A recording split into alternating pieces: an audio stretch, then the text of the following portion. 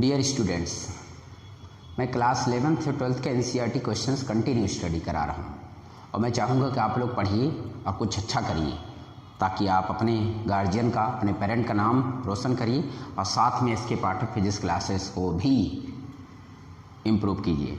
Let's start new question. Question number 2.4 means fourth question from class 11th okay NCERT series. Question बहुत easy लिखा है, आप देखिए screen पे क्वेश्चंस लिखा है एक्सप्लेन दिस स्टेटमेंट क्लियरली। चलिए स्टेटमेंट को क्लियरली क्या करते हैं, एक्सप्लेन करते हैं। To call a dimensional quantity large और स्मॉल, हमें बताना है कि कोई भी क्वांटिटी लार्ज है कि स्मॉल है, इज मीनिंगलेस। लिखा ना, to call a dimensional quantity large or small is meaningless without specifying a standard for comparison। मतलब आपको मीनिंगलेस कुछ भी कंपेरिजन कर सकते हैं, किसी स्टैंडर्ड कंपेरिजन करने की जरूरत नहीं, लेकिन मीनिंग थोड़ी बहुत समझ में आए। In view of this reframe the following statement okay wherever necessary. तो जहाँ हमें यहाँ नेसेसरी हो वहाँ हम कंपेरिजन करें और जहाँ ना हो वहाँ नहीं करें।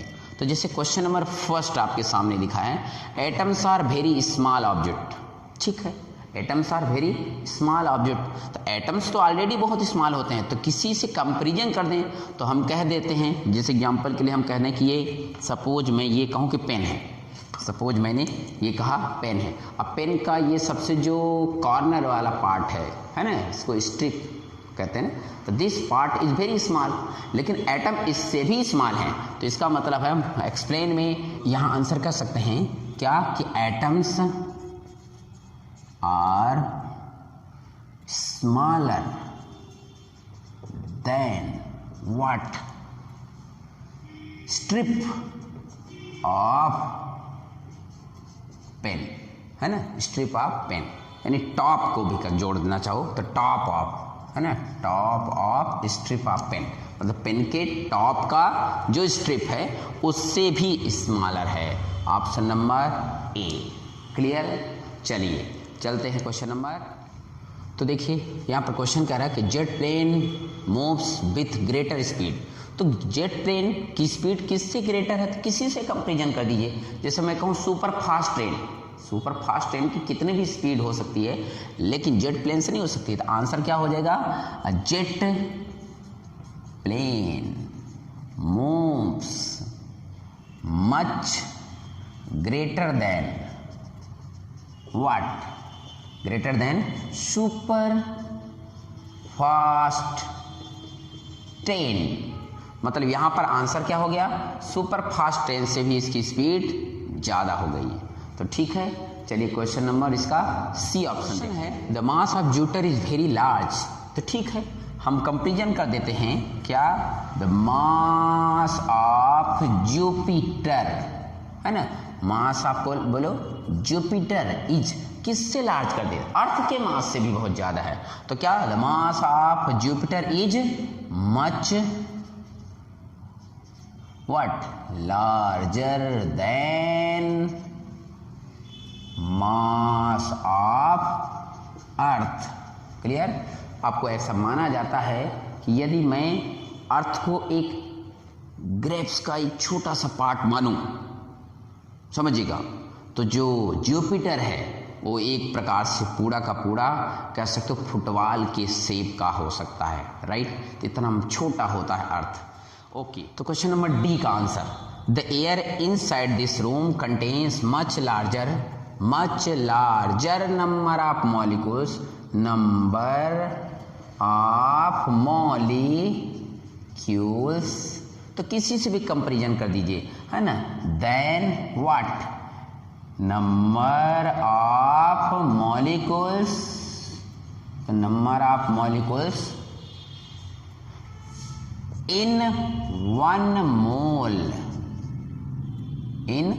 mole of air। तो 1 मोल ऑफ एयर से रूम में ज्यादा नंबर ऑफ मॉलिक्यूल्स है। ठीक है, चलिए ई नंबर का क्वेश्चन आपको सामने है, उसका आंसर देखते हैं। तो ई नंबर का आंसर देखिए, a proton is much more massive than an electron. तो आंसर बिल्कुल राइट है।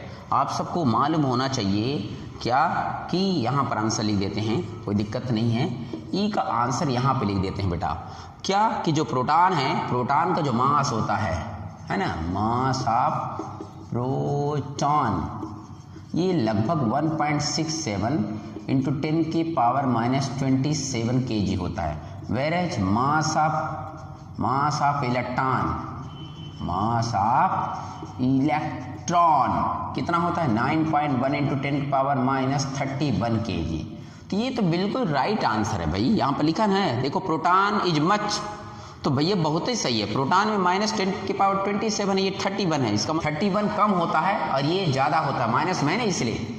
ओके, डी के बाद चलते हैं, है ना, ई के बाद चलते हैं। क्वेश्चन नंबर एफ में देखते हैं। क्वेश्चन नंबर एफ में आप लोग देखिए स्क्रीन पे सीधा सीधा दिया है, the speed of sound is much smaller than the speed of light. ये भी बिल्कुल करेक्ट आंसर है, ये भी मीनिंगफुल है। क्यों? क्योंकि हम जानते हैं स्पीड ऑफ जो साउंड होता है, स्पीड ऑफ साउंड लगभग एट मान लो हम 20 डिग्री सेल्सियस पे या 10 डिग्री सेल्सियस पर लेते हैं इन एयर, तो लगभग 340 मीटर पर सेकंड मानी जाती है, 340 मीटर पर सेकंड।